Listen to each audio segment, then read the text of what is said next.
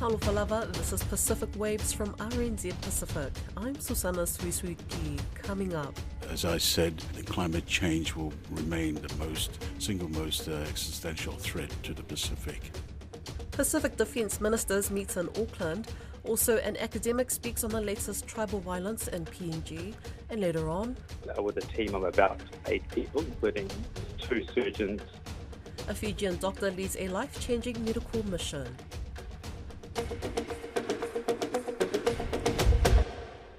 The South Pacific Defence Ministers meeting is underway, hosted by New Zealand, and the Pacific Island Forum Secretary-General has been invited for the first time.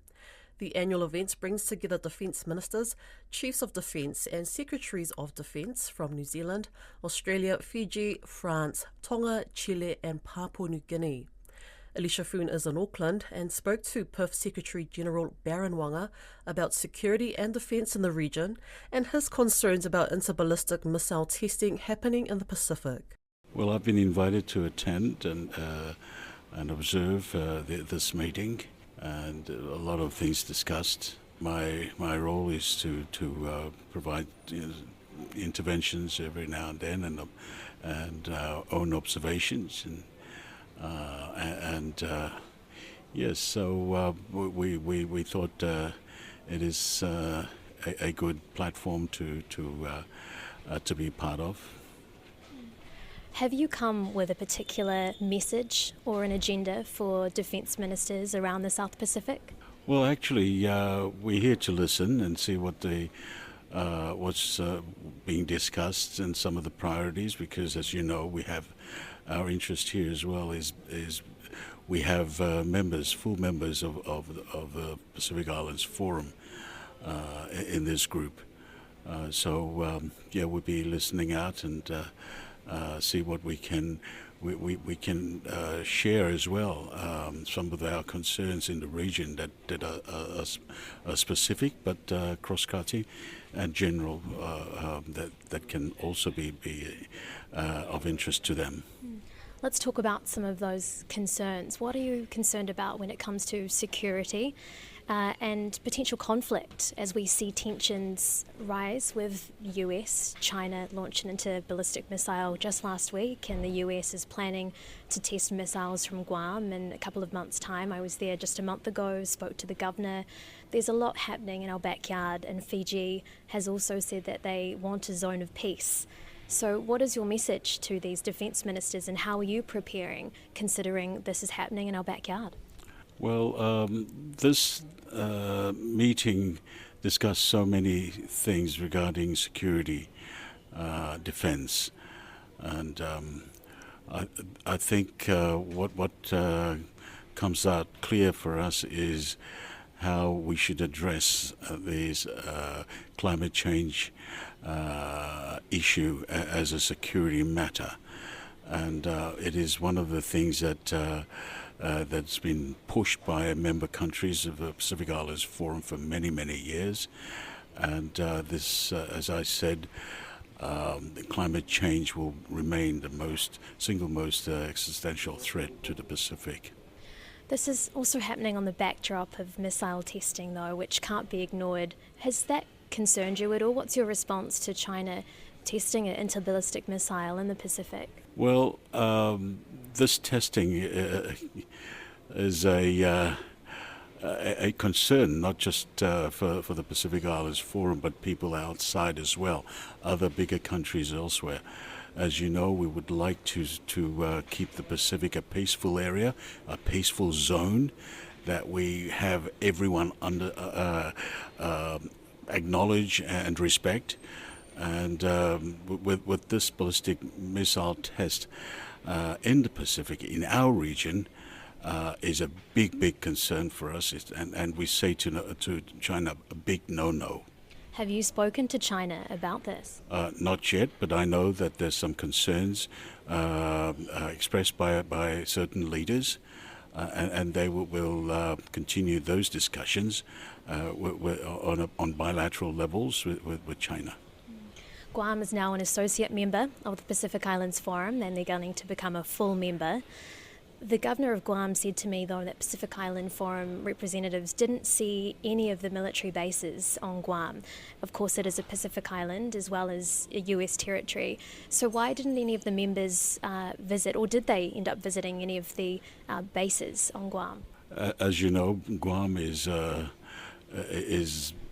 far north of the Pacific and very much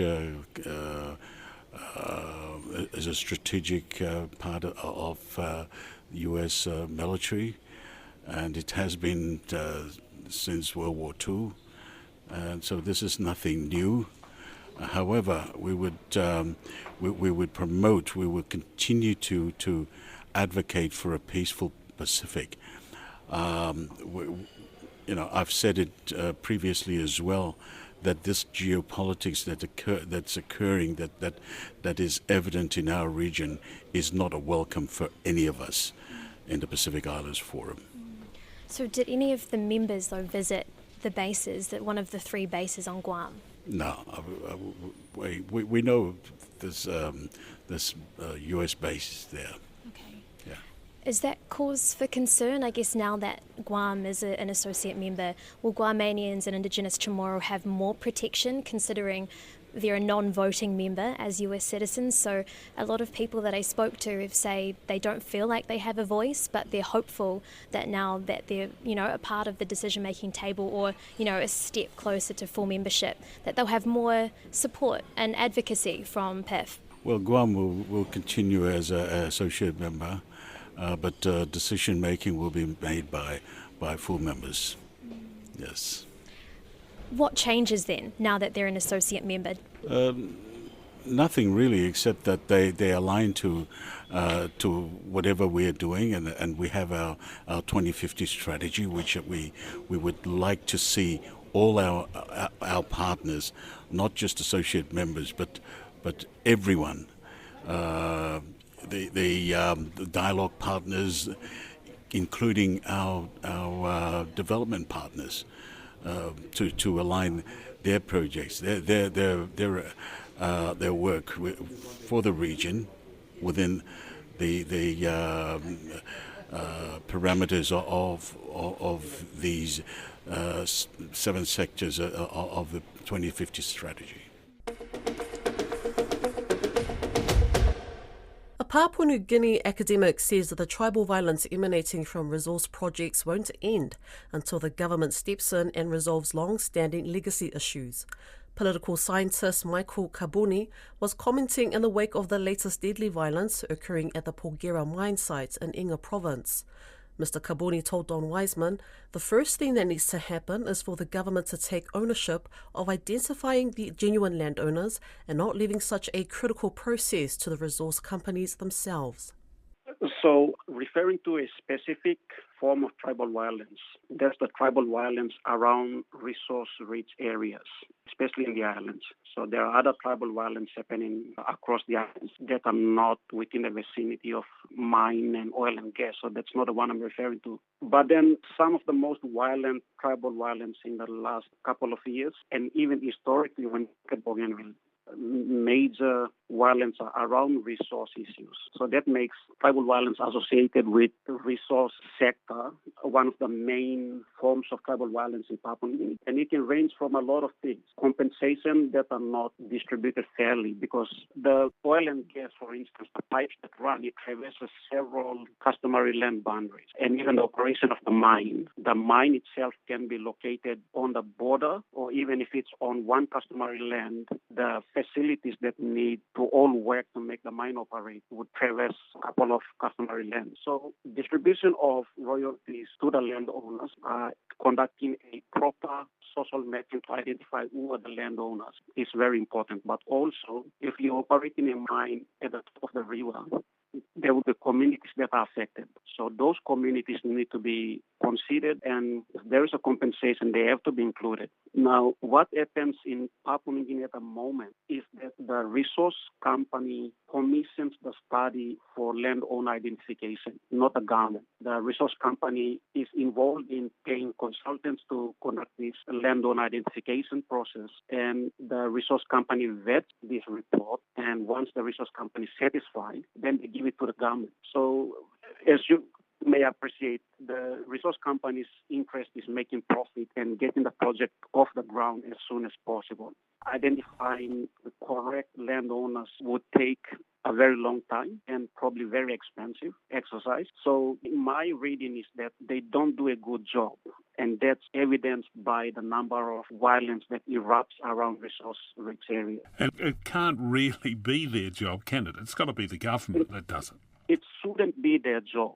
There is no logic to delegate this responsibility. It's a very fundamental responsibility for resource companies. Australian company's job. It's not American. It's not even Chinese company's job. It's the independent state of Papua New Guinea. It's government's job. So that's one of the legacy issues, is that this delegation hasn't stopped. Right now, the landowner identification for major LNG project that's coming, oil and gas, it's been commissioned by the company and funded by the company. The government just takes this report, and if the company wants the project to take off, of course the report will be a positive one, that they've identified all the landowners and for the correct landowners, because their interest is to get a project off the ground. So that's one of the first issues, the legacies. When you look at Porgera alone, even right now, fights are raging in Porgera.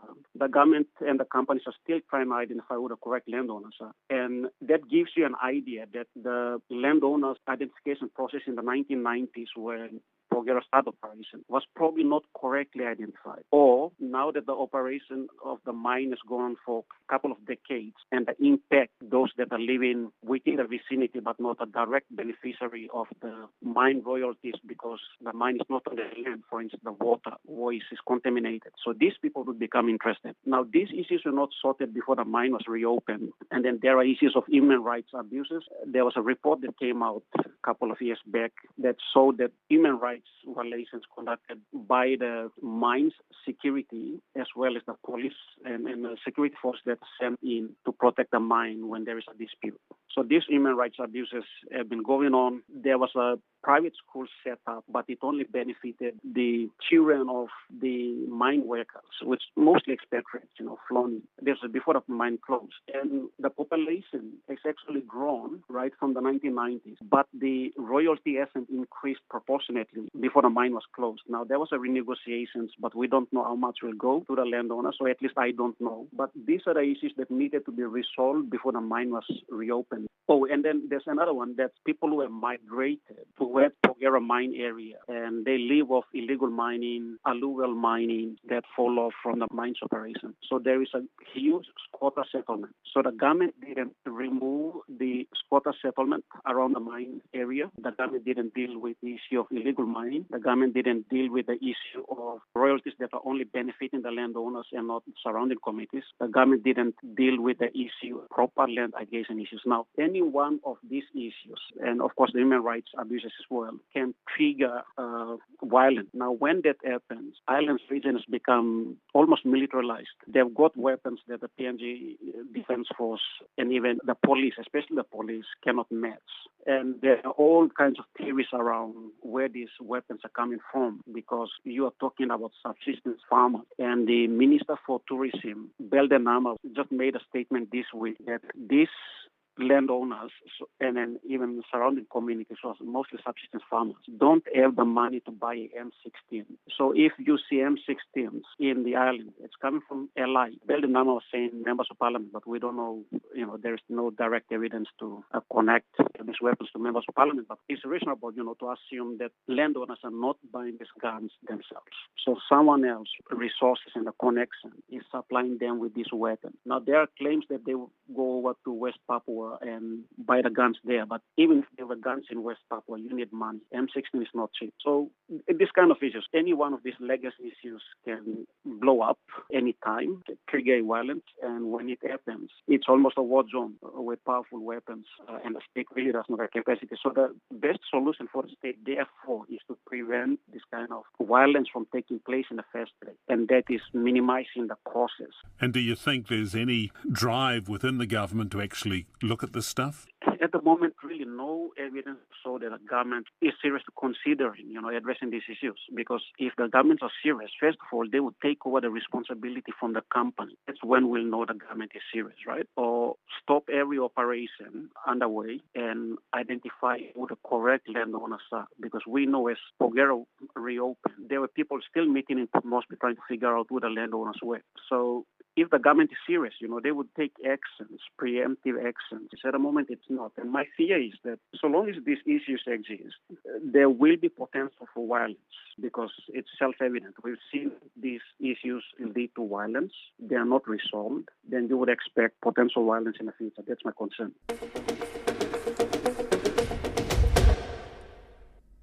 Fijian locals have been given life-changing surgery thanks to a New Zealand charity and medical team led by a Fijian-born doctor. The team provided 25 people surgery for kidney and prostate cancer at Lambasa Divisional Hospital and trained the local team in using new equipment worth $500,000. The mission was part of a trip with the charity Friends of Fiji Health. Alicia Foon spoke with the Auckland-based Fijian-born doctor Imran Ali, who led the first urology mission in Lambasa. The purpose of this mission was to start performing minimally invasive surgery for kidney stones in Fiji, as well as other urological procedures in public in Fiji. Most of the operations were done in an open manner, so this was to introduce surgery which required basically no cuts. So Friends of Fiji was kindly supported by ASAP Finance here in Auckland, who helped us purchase a laser machine. We were able to take this to Lambasa in Fiji with a team of about 8 people, including 2 surgeons. There was an anaesthetist, anaesthetic technician, a nurse practitioner, and 2 Olympus representatives that came with us. So with this, we did about 25 operations, including minimally invasive surgery for prostate cancer. And we also did laparoscopic surgery for kidney cancer as well. So yeah, we did a range of operations, most of them minimally invasive. And what impact has this had on these 25 patients? I imagine for some it would have been quite life-changing impacts. Yeah, I think we're very proud that we're able to provide this to the people of Fiji.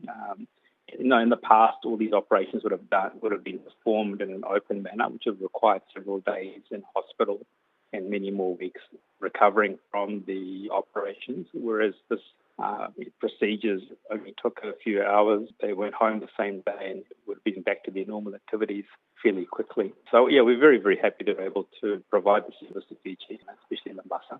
The equipment that we've been able to take there will be life-changing for patients. This wasn't just a trip to provide services by ourselves. It was a teaching trip as well. So we taught the local doctors and nurses about how to use the technology we took there. So they'll be doing this themselves. So it won't be just us doing every trip. And I understand that you're Fijian-born as well. What was that like going back to Fiji? It was an honour to go back and provide healthcare. It's a place I was born in my formative years, had my schooling there as well, so it was a real privilege to go back. And what is the current medical state and what is healthcare like in Fiji? Describe the needs there and what is the current state? The public health system in Fiji isn't that good. Unfortunately, there has been, the issue with Fiji is that, like with many other countries, doctors are overworked, nurses are overworked. There is a lack of equipment. Medical care sometimes, is often not the same standard as you'd expect in Australia and New Zealand. With the equipment we've provided, I would say that at least for stone surgery, the care that can be provided now in Lambasa and Fiji would be the same as you can provide in any major hospital in Australia or New Zealand. Our plan is to go back on a yearly basis, not just to do procedures, but also do teaching, amongst other things. And is it true that each patient that you helped support on this particular mission would have saved about $20,000 each for this surgery? That's right, yeah. We found out that it's actually quite expensive to have this sort of operation in Fiji in private. These kidney stones and these stones that go into the ureter. So at the moment, even in private, you can't access the kidney. So, they would have to go to New Zealand for that procedure or Australia. Yeah, generally the cost for any sort of stone surgery is about $20,000. That's Pacific Waves for today. For episodes, head over to rnz.co.nz/Pacific. We're also on Spotify, Apple and iHeartRadio. From myself and the RNZ Pacific team, tō whā sui fua.